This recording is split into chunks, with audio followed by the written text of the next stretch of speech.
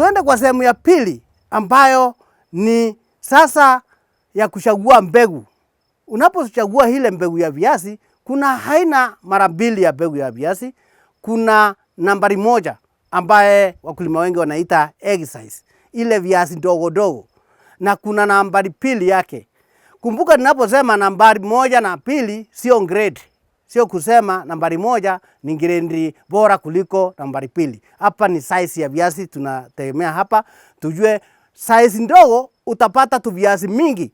Kwa hivyo kwa size moja ya viazi utaenda area kubwa ama utapanda sehemu kubwa ya shamba kuliko pale ungepanda size 2. Lakini pia inategemea ni macho. Wakulima wanaangalia macho ya viazi.